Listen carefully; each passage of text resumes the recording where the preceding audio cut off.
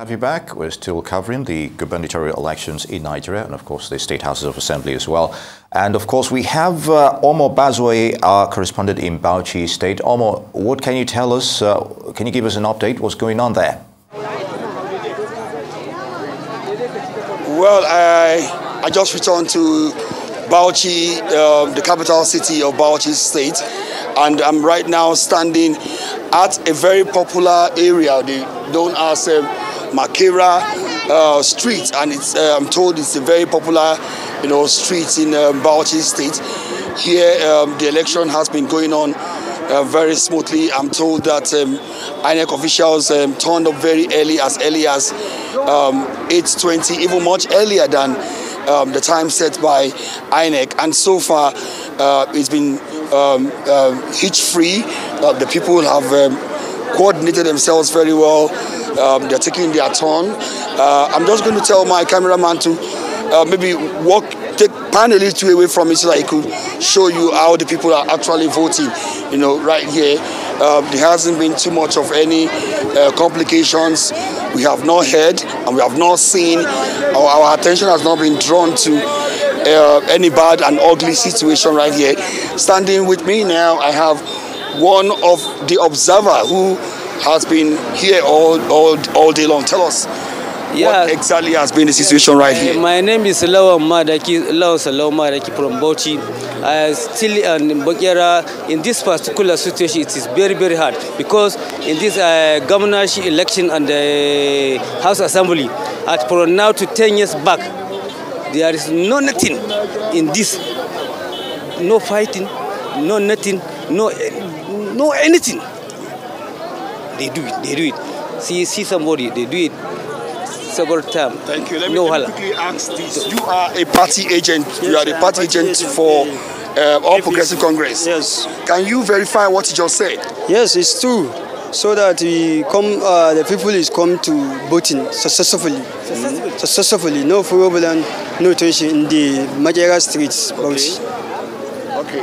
All right. Thank you so very much. Thank you so much. So that has been the situation, and I also want to quickly walk inside here. I don't know if my cameraman can follow me. I want to ask the electoral officers themselves what has been the situation here.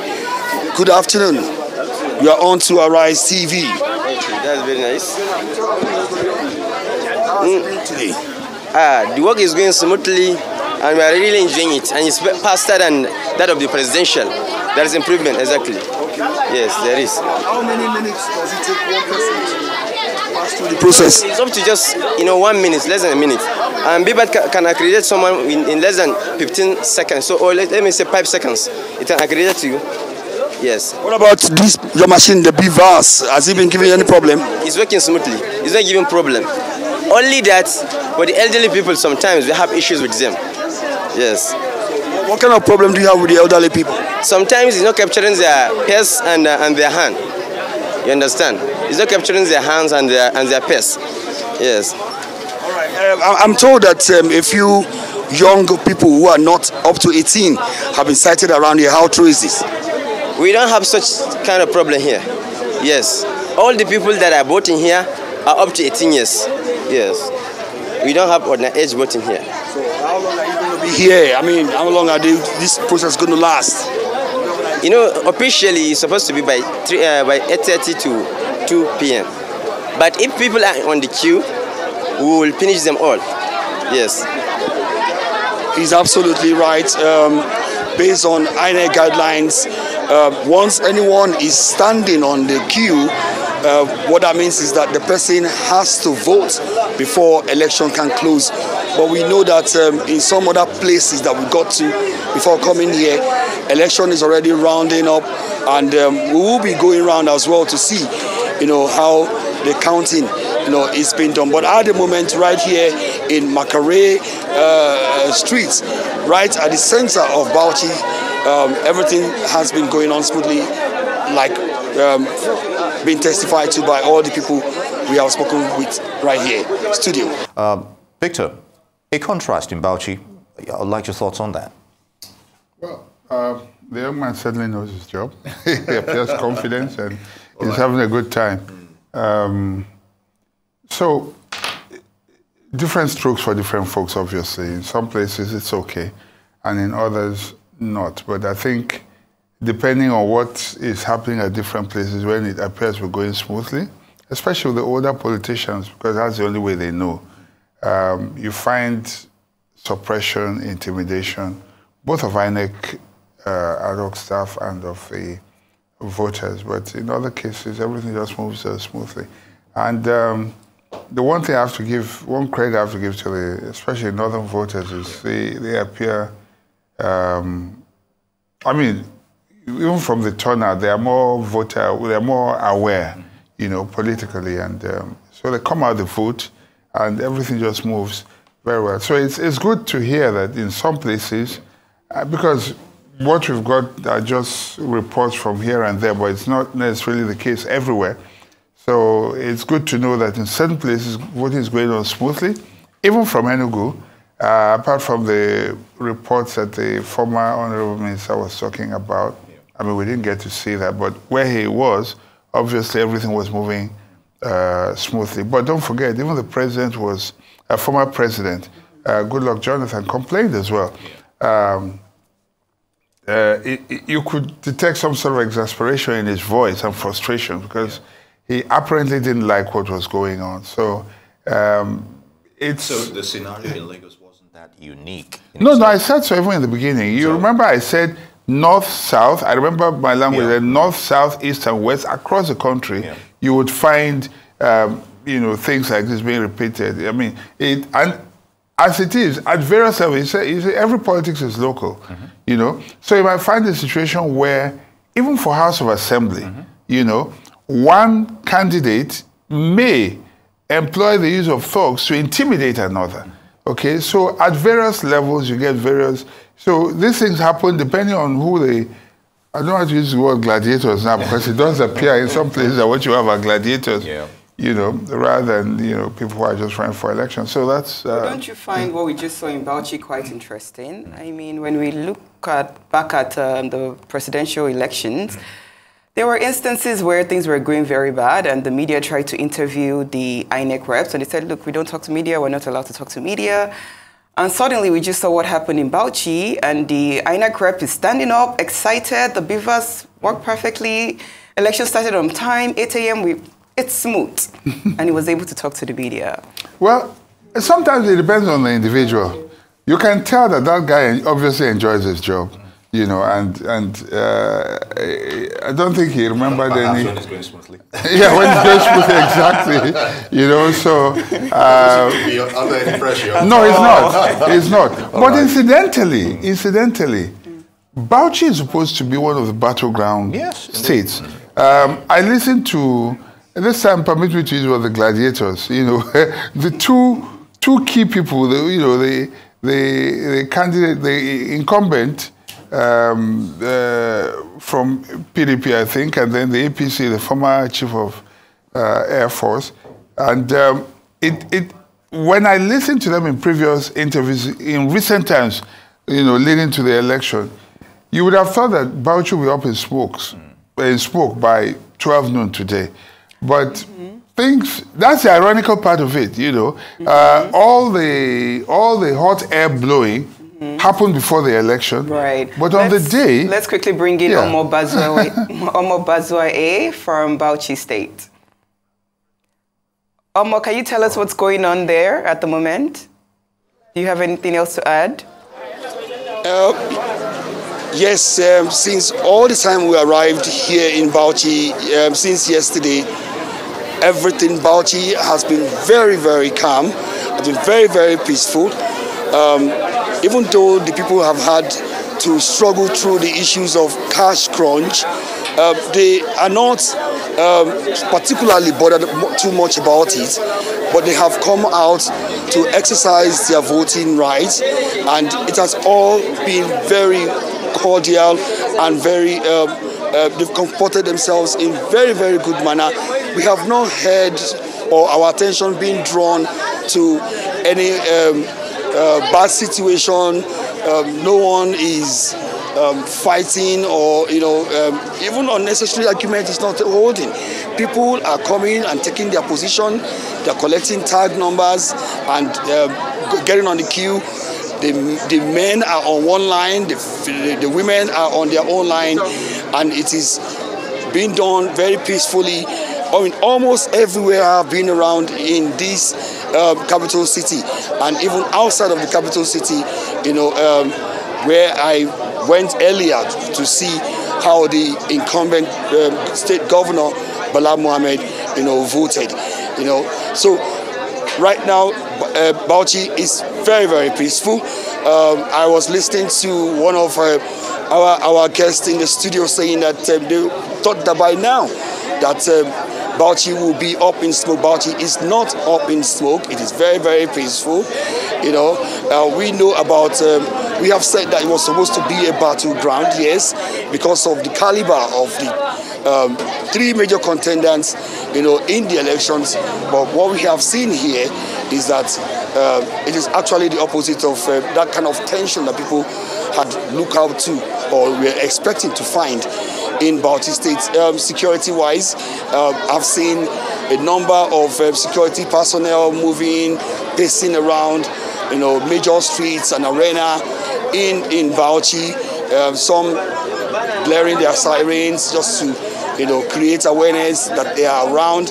Right where I am standing right now is also an official of the NSCDC. He's standing and watching how the election, is taking place. Earlier, I spoke with one of the electoral officers who confirmed to me that everything has been going on smoothly. They haven't had glitches of any kind. They have not had any form of issues. The Bivas, Boris, please, can you just move closer so that they can see how it's been going? The Bivas has been working very smoothly. But in fact, the electoral officer told me it takes sometimes 15 seconds for it to capture, necessary data. So far, so good. An excellent outing so far we are having here in Bauchi State, and everything is going on smoothly at the moment. I cannot at the moment confirm to you whether or not the candidate of the All Progressive Congress that is talking about former Chief of Air Staff, Air Marshal Sadiq Abubakar, has voted. Where I am standing to where he is voting is in the north of Bauchi, and it's about another 2 or 3 hours drive from here. We'll give that information as soon as we have it, but for now, we haven't heard anything, ugly about the elections in Bauchi State. All right, Omar Bazoye in Bauchi State, so far so good. I would like to thank you for your thoughts on the elections there. Hopefully we'll get more from you as the scenario unfolds there. We still have Professor Adeni in Abuja to give his thoughts on that. Professor, you heard Omar Bazoye in Bauchi given his explanation and regarding the scenario in the north regarding the elections, of course, the anxiety going into the elections, whether it's presidential and, of course, the one we're having right now, the governorship. What do you make of his assessment so far? Well, I think it's just a reflection of how behavior can be different, really. Behavior either at the level of the individual or at the level of the collective. In one instance, there was tension, there was anxiety, and the whole thing, it was looking as if the whole house was going to come down, even though we do not know how it's going to pan out eventually until we get a comprehensive report. And now in another situation, we are seeing peace, we are seeing calm.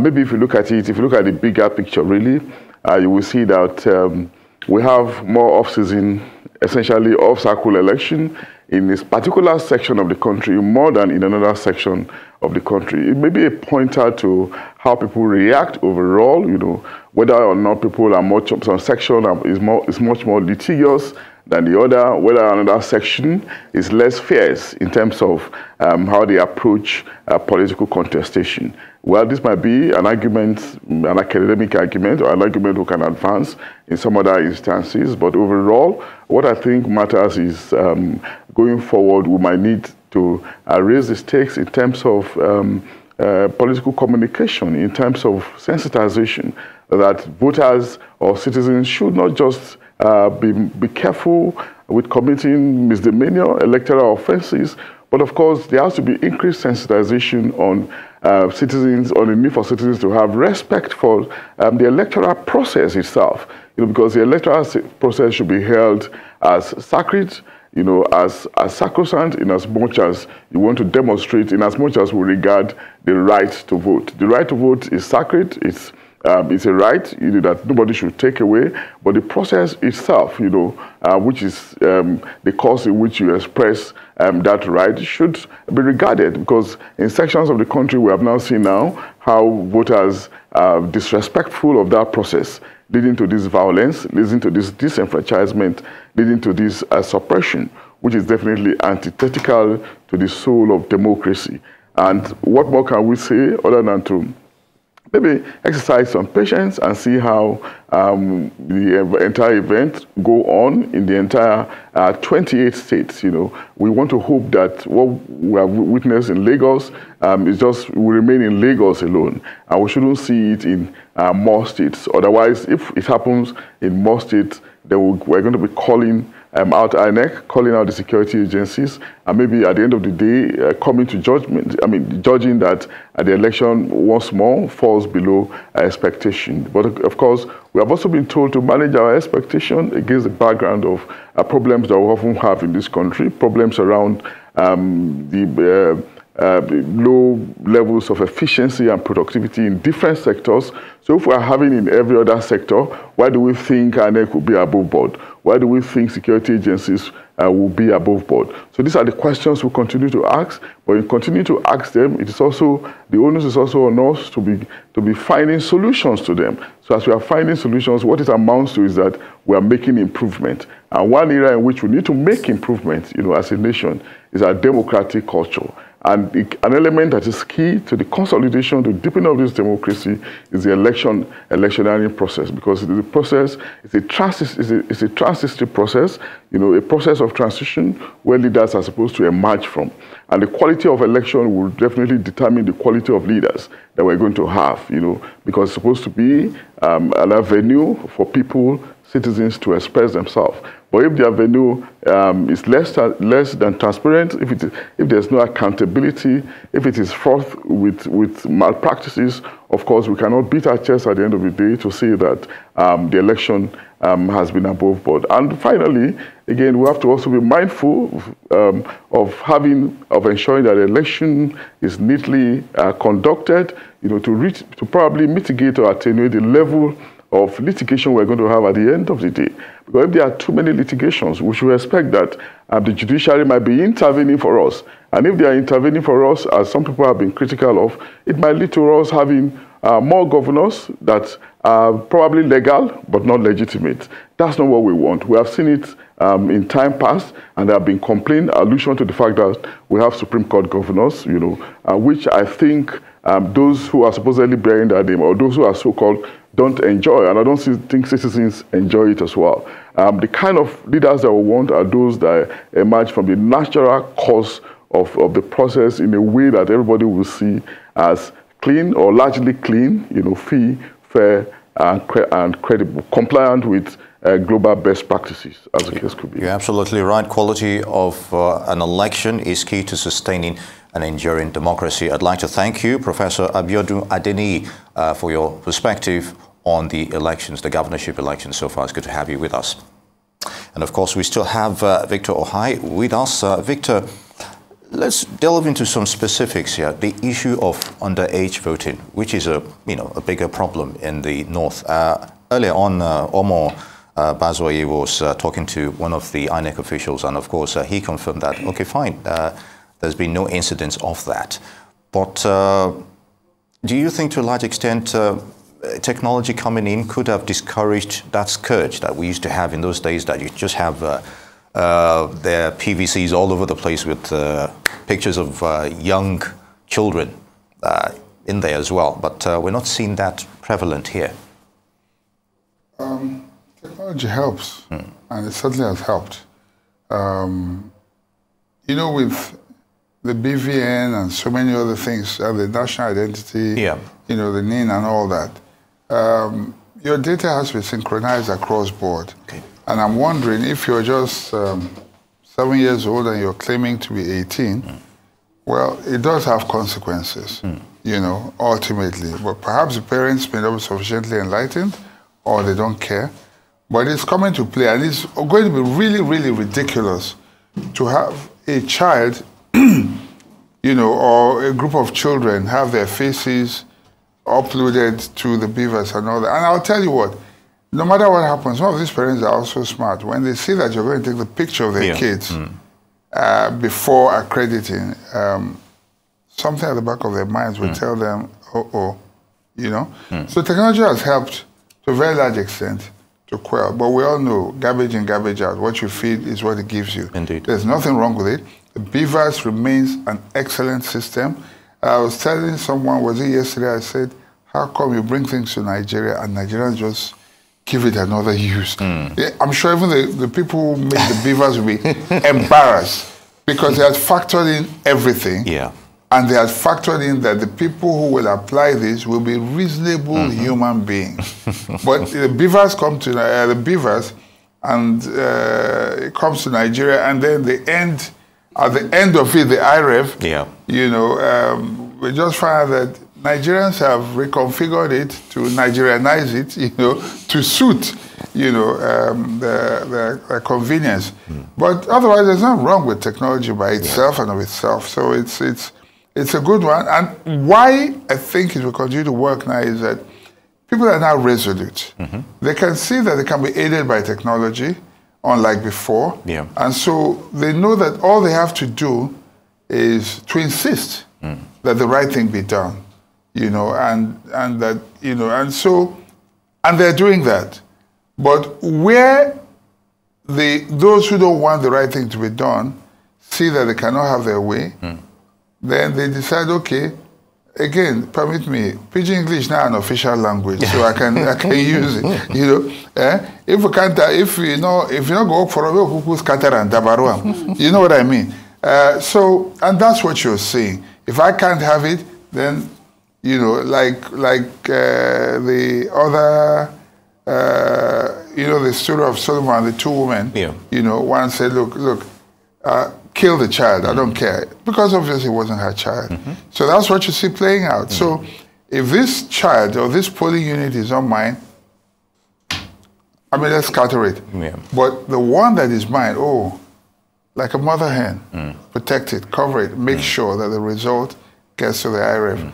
You know, so that's what's happening, because when these things are, the IREF is perfect and it works. You know, so that's what's happening right now, and what we need to do is defend it. Unfortunately, it's sad that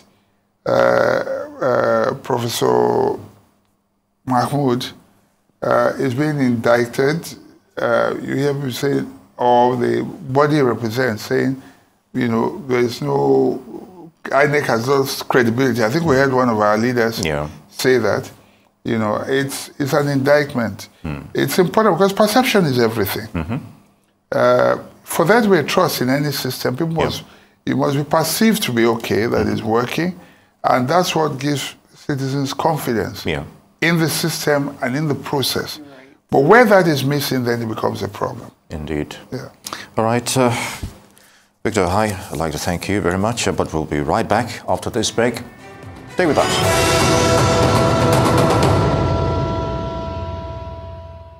It's good to have you back on Arise News special coverage of the governorship elections and, of course, the State House of Assembly in Nigeria. Of course, we have Nisi Gabriel, our correspondent in Kaduna State. He has an exclusive interview with Sunday Babaji, the Kaduna State Commissioner of Police. Nisi, go ahead. Thank you, Lee. Well, right here I'm at the Kaduna State Police Command with the Commissioner of Police here in Kaduna, Sunday Babaji. And it's also good to put this on record. He's just the Commissioner of Police deployed to Kaduna State for election duties. And he has said that he will not want to respond to some of the crises in the state before the election. So we're strictly focusing on election issues in the state.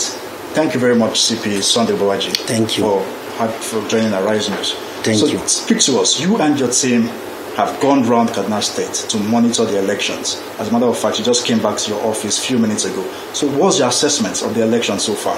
Well, generally the gubernatorial and House of Assembly election in Kaduna has been relatively peaceful. We have gone around with all the sister security agencies this morning. We just came back and voters have been seen casting their votes and securities agencies all deployed to maintain law and order. All right, few hours ago, the APC gubernatorial candidate in the person of Senator Obasani and the governor himself did allege of voter intimidation in Kajuru local government area and Zaria local government area. What are you hearing? I have a commissioner of police posted from force headquarters in charge of Kapanchan axis and Zaria axis. I'm in touch with them and they are on top of the situation. The situation is being handled. So did it really happen? Well, for now they have not given me a report of that. Because they are in charge. Because the impression we got was that they were thumbprinting of ballot papers even before the election commenced. No, I wouldn't know that one. No, I wouldn't know. No idea. All right, let's shift gears. There were also apprehension prior to the election of tension in Kaduna State. And so far, just like you said, it has been calm, relatively calm. So what are your plans that you have in place for post-election crisis? Well, we don't anticipate any. But however, we have already deployed our men. We have made our strategic plans in case of anything, but we don't envisage any. You can see that the state is relatively calm. People are going about their normal business, casting their votes, so no cause for alarm. How many police personnel were deployed to the state for the election? Over 16,000 policemen and other sister security agencies deployed for this assignment. Across the states, there are reports of suppression of voters, especially for the Labour Party. What are you hearing from the southern part of Kaduna? No, I wouldn't know, no idea about suppression of voters. I have not received any report about that. So for those who intend to cause mayhem, those who are planning to maybe heat up the polity in case the result does not go in their favor, what will you say to them? We'll advise them to stay clear of Kaduna. It's not safe for them, or else the long arms of the law will catch up with them. And you are assuring the citizens of Kaduna, the residents of Kaduna, of they should be patient. They should cast their vote, go home and wait for the outcome, the result of the election. They should be patient. No, nothing will happen. No, but will your men provide security for voters who intend to stay at the polling units to guard their votes? They are already there, giving them protection. Though they should stay 300 meters away from the polling units if they are interested to stay. So we should be rest assured that Kaduna will be safe. By the grace of God, Kaduna will be very, very safe. As you have seen, we have gone around, it's very, very safe. All right, thank you. Thank you very much. You're welcome. Thank you. All right, you've heard from the CP here in Kaduna State. He was deployed to the state for election duty, and as such, he won't be able to take questions as regards crisis in the state, especially because I would have loved to ask him about the crisis that happened prior to the election in the southern Kaduna axis, especially Zango Katab area and other regions in the states. But he had said strictly on election matters, and just as he's told us, he said just now, he's assuring the people of Kaduna State of their safety. And so far, so good. Election has been calm and peaceful in Kaduna State. And the allegations made by the APC gubernatorial candidates, Obasani, and the governor himself of voter intimidation in Kaju local government area and Zaria local government, according to the CP, he said that will be looked into. And he is assuring the people of Kaduna of their safety. Back to you, Neil. Your interview with Sunday Babaji, the Kaduna State Commissioner of Police. Good to have you with us. Hopefully we'll get more from you as the days wears on. And Victor, hi, what are your thoughts on that? In terms of real-time response and what we're seeing regarding our police institutions and other sister security agencies, as it were, do you think to a large extent it instills some kind of confidence in you? It's not my job, but that's an IG material. I wish I could ask him. Yeah, he inspired confidence. Yeah, he was. He stayed focused on the issue, and he spoke very confidently. And was also responsive, and he has reassured the people of Kaduna. I felt. I mean, if the reason I think he's actually in charge and the security is working very well is at the point when a sitting governor is complaining. It therefore means that maybe things are not quite working the way they expect. It therefore means that somebody is making sure that things are working properly. It's not normal for you to hear that a sitting governor is complaining that, oh, at certain places there are intimidation and things like that. So I think, and I believe him. All right, let's just hold it there. And for more robust analysis of the ongoing electoral process, we have in our Abuja studio NLB from the Situation Room. Good to have you join us. So NLB, give us an insight of your assessment of the election so far. Thank you very much for having me. Good afternoon, everyone. So far, we have just released our preliminary report on the ongoing governorship election. And for us, we can see that the deployment of observers has been very, very effective. And the reports reaching us, as at the time we reported by 12 noon, we had about 80% of the polling units opening by 8:30, by around 8:30, which is the benchmark for opening of polls in the morning. And more people are coming, but we noted also low voter turnout and voter kind of suppression in some areas where a lot of the polling units, they are not allowing people to come out, or some polling units are not, the ad hoc staff have not yet opened, even when they had their documents and the kind of the boxes and all the equipment that they have. In the polling units that also we visited, about 82% of them had the presence of the police and the security agencies around them. About 4% had a lot of tension. We had a lot of tension in the environment, and that has to do with some of the areas that we earlier noted yesterday about, that we raised the red flag for states like Lagos, Rivers, Kano, Enugu, and a few other places. And we are also seeing some interventions. We saw some snatching of beavers. So, an example is one of the polling units in Nsukka, where the thugs came and snatched beavers from people, but with the intervention of the Nigerian military, that beavers was immediately retrieved, and voting continued where they are. And so we've also noted in some parts of Kano, we noticed that some thugs came to smash some ballot boxes and also papers, and then moved away. In one of the ones that was noted, the DPO later came there. It meant that what that means is that you are having a lot of the roving or monitors, around. That particular incident, the DPO himself came, but it was too late because the thugs had made away. And some of the worries that we pull down here is that we know that the polling units, the police or the security agencies that are within the polling units, they have no weapons. But in the perimeter, we know that there are supposed to be, the police and security agencies that have their own weapons, so that when thugs come, they're able to communicate with them. But we again encourage the Nigerian Army, I don't know, that's too late for maybe this election, that there is need for walkie-talkies. Those who are within the polling units should be able to call when they can perceive, because the police are trained to perceive, whether they smell trouble or in their environment to get ready immediately. And we have asked that, there should be protection of lives and property.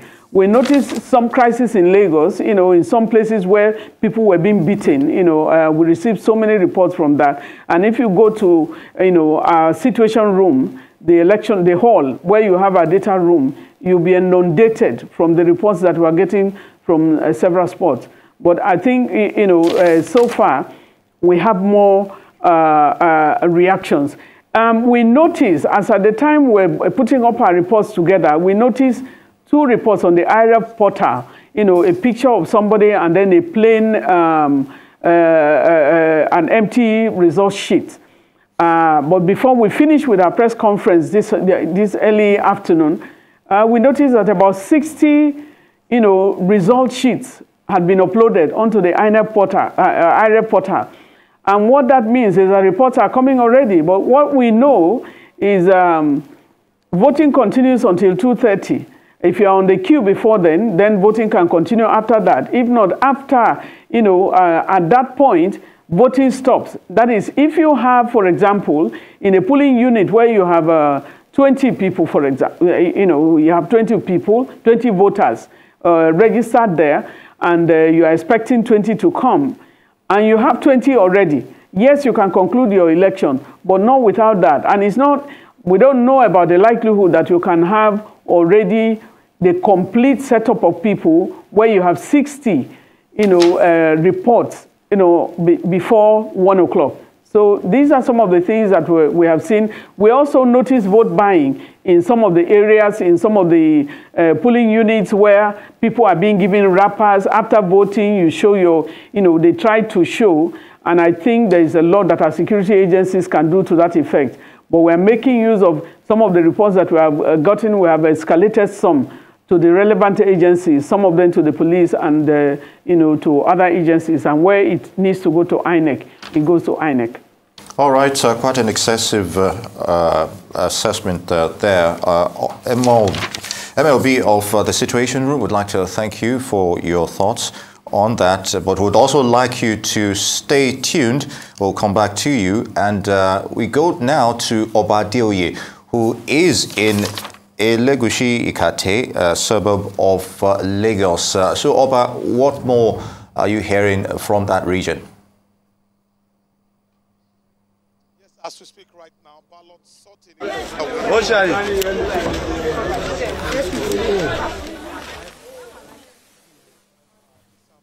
Some people are still voting.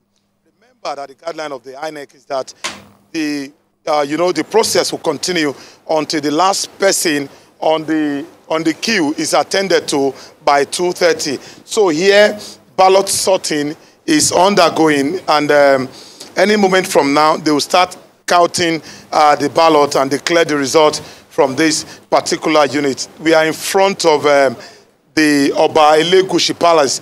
That's the monarch here in Ikate, Elegushi. And this particular unit, we were told earlier that the unit was moved from a street down here to this place because of, what some of them told us is that it was because there was some attack there during the presidential election, and in order to bring it out to the open, it was now relocated to this particular spot here. I have a gentleman here with me, and he will be telling us why this happened. He votes here regularly. Sorry, can you join me, sir? He votes here regularly, and he has some information for us. So what's your name, sir? Osi Opara. Okay, sir. This particular unit, I was here during the governorship election. It was on that street, but now it's here. The street is called Bangbala Street. So the unit is here. Do you have any reason why it was relocated? No, I don't know. No explanation was provided to us. It was just moved. How did you learn that it has been relocated here? When we got there, we were asked to come over here to vote. Okay, so, but what's your assessment of the process in Ikate generally? This particular polling vote started early enough, around 8:30, and people came in and voted. It's been peaceful, no problems at all. So, up to this time, there's been no problems. Nothing at all? Nothing. It's gone very peacefully and smoothly. No cases of disenfranchisement and what have you? No. People were being duly accredited and voted to secrecy as it were. No problems. I have not seen any. I have not witnessed any. Okay. I can corroborate what he just said now because of the unit that I've checked this afternoon around here. It has been peaceful so far. Everything going on according to plan. And in some polling units, sorting of ballot is underway. Counting of ballot is going on in some other polling units. Oba, right? Oba? It's good to hear that counting of ballot has started in certain places. You did say that everything has gone very smoothly. Can we hear from some other residents within the area or hear from the INEC officials? Okay, the electoral officer have not been authorized to speak to the media, but I will see if I can get another member, another resident here to speak with on camera. A lot of them are declining coming before the camera, you know, for reasons best known to them. But I spoke to some of them who, you know, spoke behind the cameras, and they expressed confidence in the process that whatever result that, you know, comes out from the process in this area will be acceptable to everybody involved in this particular exercise. You can see a small crowd of people behind me, a small crowd of residents behind me comporting themselves regularly and, you know, watching what is going on with the ballot sorting. Let me see if I can speak with one of them. Madam, can I speak with you? Yeah, good afternoon. Good afternoon. What's the name? Dayo Dukoya. Okay, so what's your assessment of this process so far? Well, it's been peaceful since morning, except that we have few harassment here and there, but there was no riots and it's been peaceful. You said harassment. What sort of harassment? I mean, some of them were like, oh, if we'll see how, I mean, we're coming back for you. If you wait here to count, we're coming back for you, but we just ignored and we stood by. But here you are, and ballot sorting is underway. Nobody has come for you. No. We are fine. So are you still confident that they will not come for you? They can't come for us. We are all here to witness this, and so we are here. Thank you so much. So we heard that from her, some form of harassment from some people, and the people are, you know, they have made up their mind that come what may, they are not going to give up. They are going to monitor the exercise till the very end. So far, does it look very transparent? The counting process is going smoothly? Yes, you can see it on camera. It's going on smoothly. The electoral officers are trying to sort based on political parties. And the process is that after sorting from the pool, from the boxes, they sort separately. Remember that we are having two elections today. That's for the governorship election and the House of Assembly election. So they will sort based on parties from the two boxes, after which they will count according to parties and then declare you know, the final result of the exercise in this particular voting spot. Very good, Oba. And if I may cast your mind back to the presidential elections, that incident that happened that caused a bit of mishap in that particular area, if you remember, it was afterwards that we saw a massive police presence. There was, I think, an army vehicle that was stationed in front of the Oba's palace. But what is the scenario? You know, you could expect that, okay, coming from that experience, that you'd expect to see more security presence in that region. So what can you tell us about the current scenario? Because what we're seeing is just one policeman who is unarmed right about the canopy area. I've not seen as many security people on ground today like we saw during the presidential election.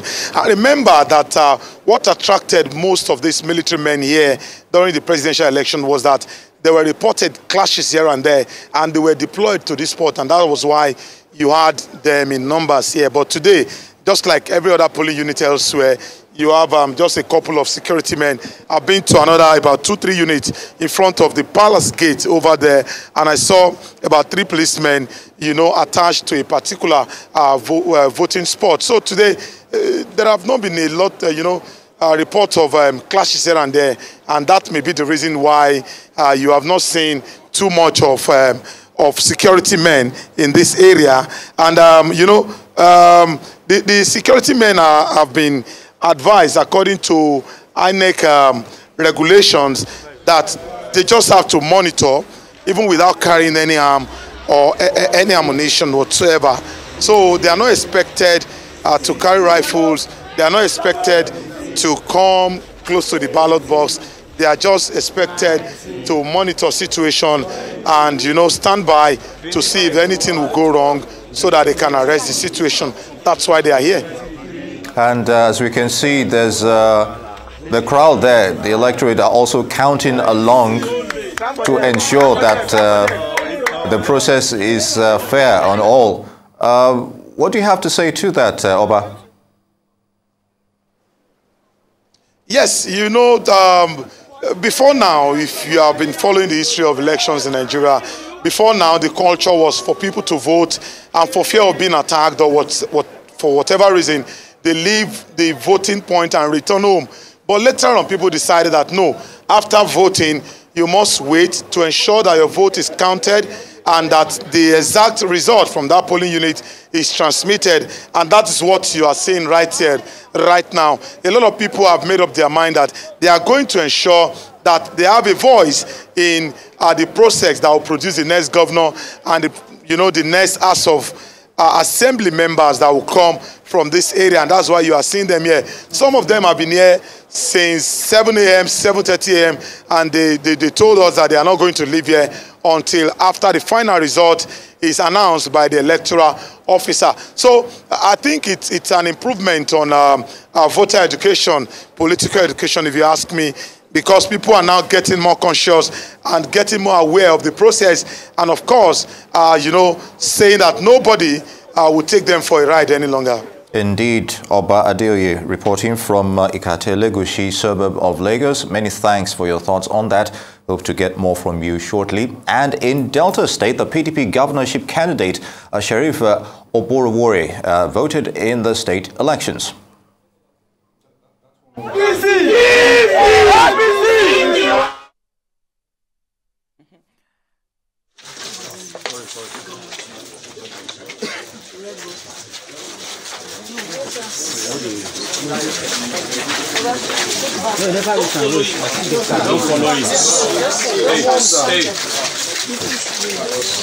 Please, everybody leave. Please, everybody leave. Everybody leave, please. Oh, camera. Okay, shift, leave. Please leave. Please leave. Just give chance. Okay.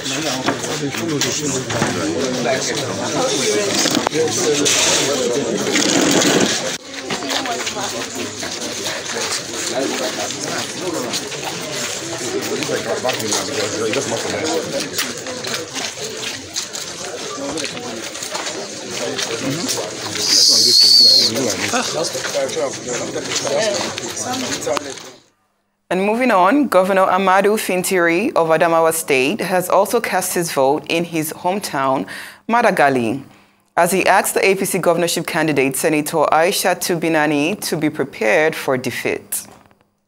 The process is good, is excellent, is fast, and I think it's something to be encouraged. INEC need to move away from the past and adhere strictly to the guidelines, the Electoral Act, and what is contained in the Constitution by simultaneously transmitting the result this time around and also collecting manually. I think that is what is expected of INEC, and for the process, I think is excellent. You can see in less than 20 seconds, I was accredited and I casted my vote. I think for me, the process is good. Yes, I've said it. The international community has also called on INEC to redeem their image. We're also calling on INEC as stakeholders for them to redeem their image by doing what is expected of them, what is in the guideline, what is in the Electoral Act, and what is in the Constitution. I think if we do that, there will be less acrimony, there will be less misconception about the process. But for me, it's excellent. It's what is expected of them that is going on now. And I believe it will end like this. Perfect. I will win the election. I will get the day. So far, so good. I have not received any serious report across the state.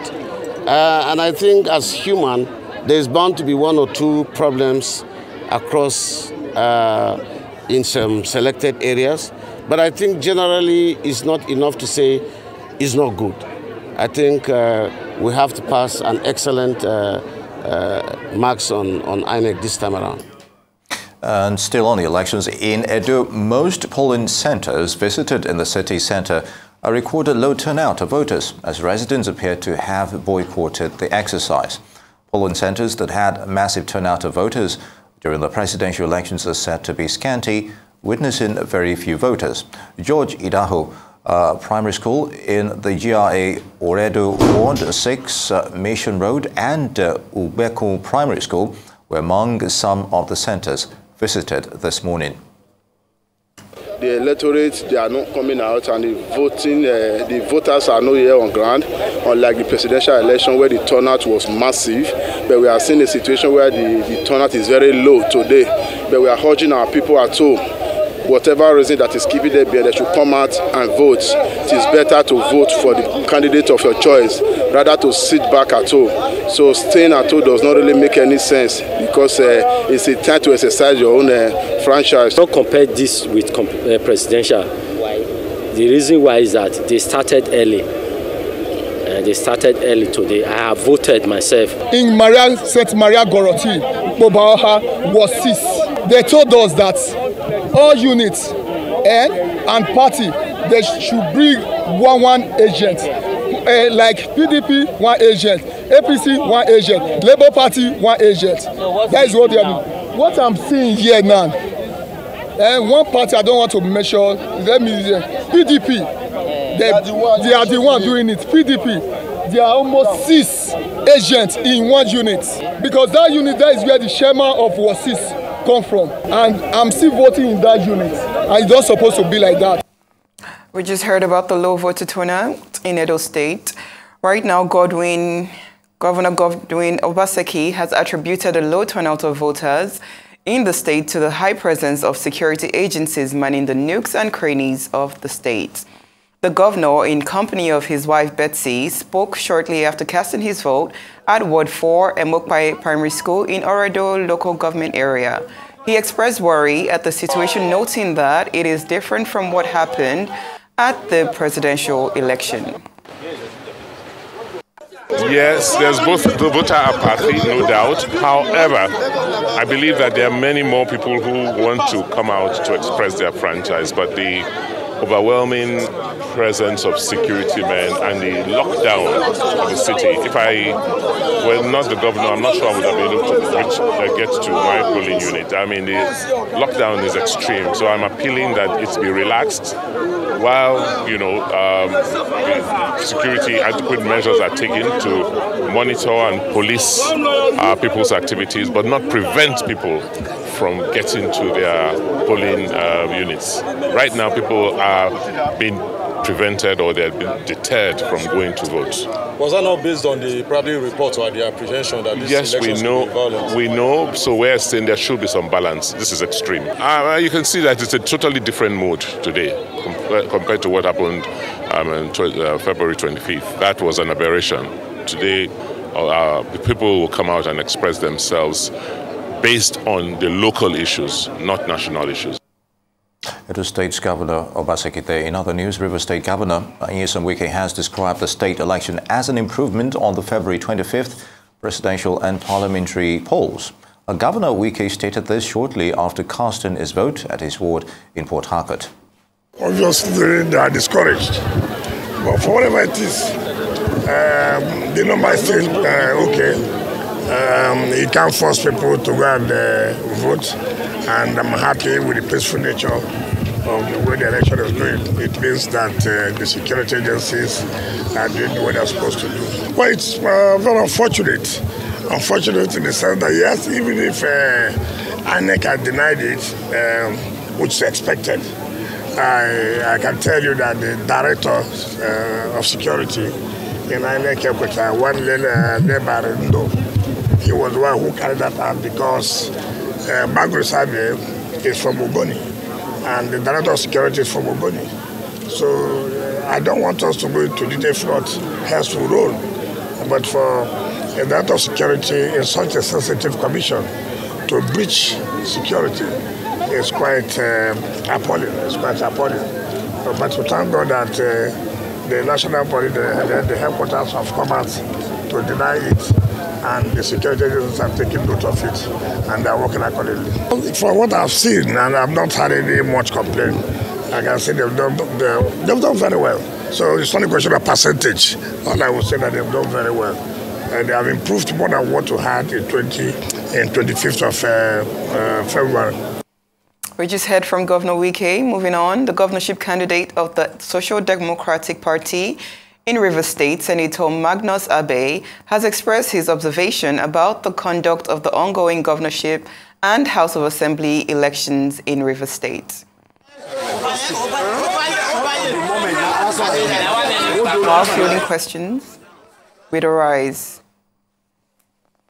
Want them to do is to conduct an election in which the people of Rivers State are free to freely. That's what a democracy is. The first gift of a democracy is freedom.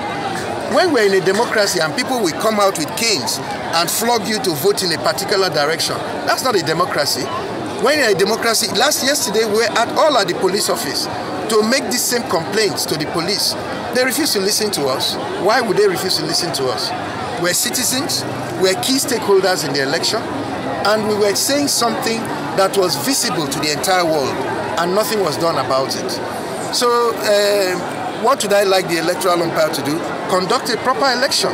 Let the people of Rivers State decide who should lead them.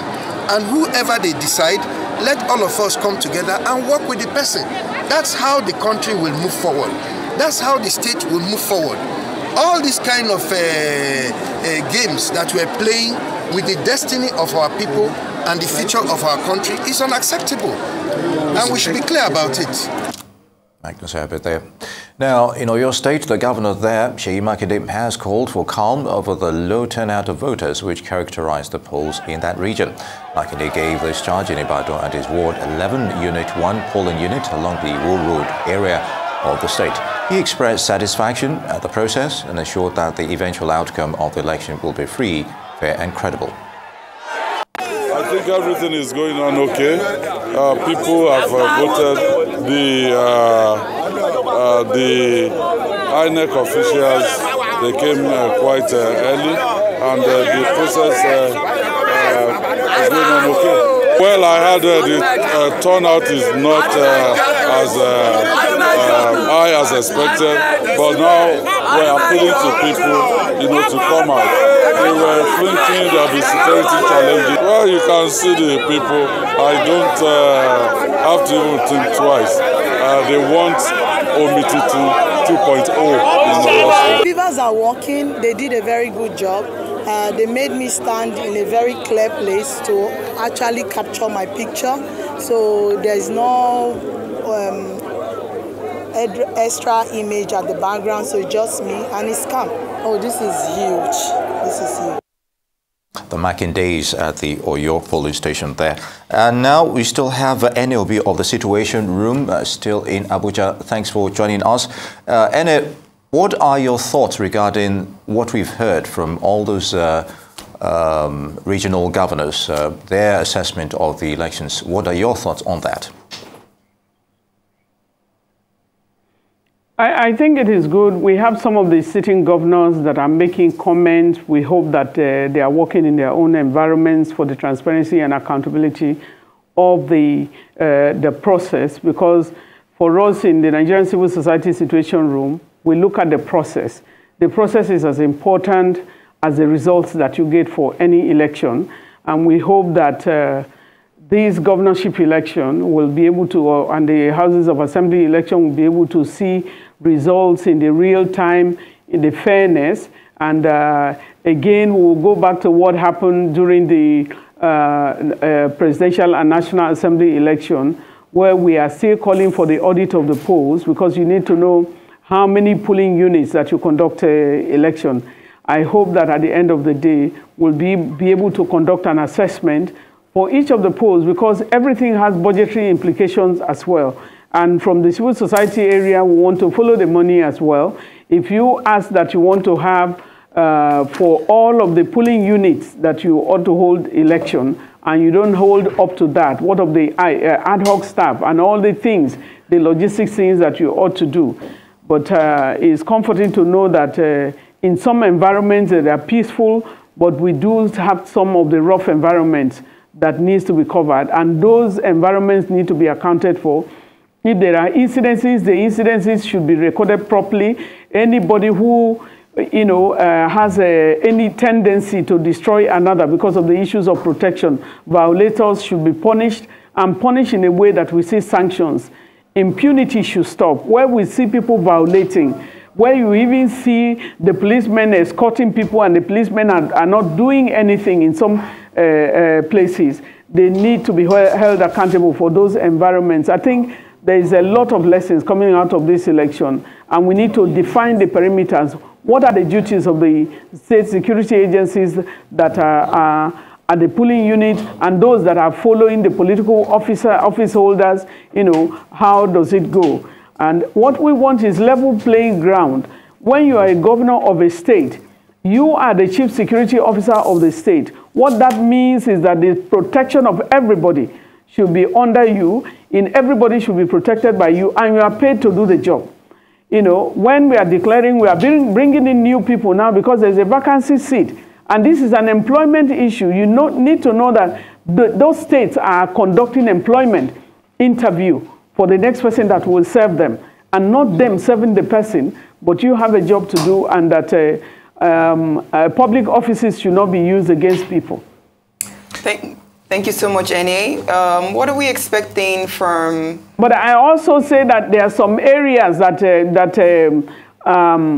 the polling areas, like the VGC, we had complained earlier in the morning that the VGC, estate and some estates around there in Lekki, that their polling units were changed or they were transferred outside and they had some squabbles. We hope that such incidences can be tackled, and that areas that are nobody is found wanting, and where anywhere that is found wanting, elections should be cancelled in that area, so that security agencies can focus on that on a date that is election is decided there. People should not be disenfranchised, and I think we saw a lot of that during the presidential and National Assembly election. We should not see that at this time during today's election. Thank you. Thank you, Ene. You mentioned that elections should be cancelled in areas where we saw huge voter incidences.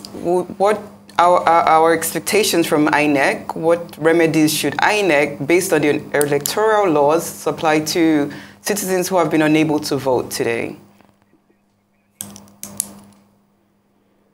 I think a lot, the Nigerian Civil Society Situation Room asked for audit of the presidential and national election and National Assembly election of the 25th of February. That we asked for because a lot of voter suppression happened, and there were logistics issues. So many places were not reached, places where INEC promised to go back and conduct elections. Elections were not conducted, and we had a declaration of results. What we are saying is, what are you going to do with those environments where election never happened?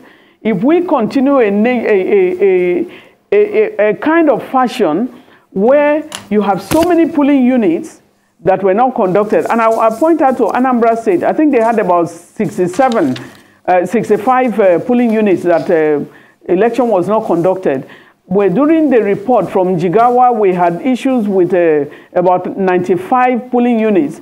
And we still have, we don't have idea about the number of PUs that election was conducted. But where you are having violence, where you have a lot of people on the ground and you have thugs in an environment, would you just continue where, polling units, the polling materials have been destroyed? Do you just continue or you reconvene? What I'm saying here is that in election, the vote of everybody, every voter is important.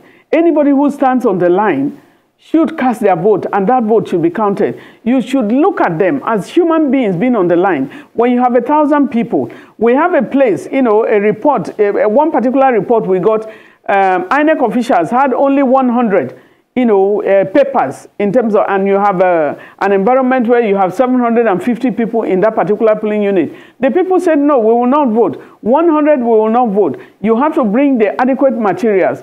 Some of these things we escalate to INEC, and in some of the cases, INEC reacted quite timely. But in other cases, the reaction, is something that we are yet to receive the reports of what is happening. I think voter apathy could be attributed to a lot of things, some of the harassment earlier, and some of the things, utterances by certain people. Some people made utterances of violence and so they were arrested. Other places, some people were not arrested. And I think in every operation, we should be able, everyone is equal. All human beings are equal. And when it comes to issues of rights, everybody should be treated equally. Absolutely. We have a lot of lessons that is coming from there, but I'm happy that today will be over and let's look at tomorrow. But people should not be taken for granted and the lessons will be shared. Hopefully the lessons will be learned as well. Enel, would like to thank you for your thoughts on that, but would like you to also wait for us. We'll be getting more situations report from you. It's been a great moment with you, our audience, and as to the analyst in the coverage of the state elections in Nigeria.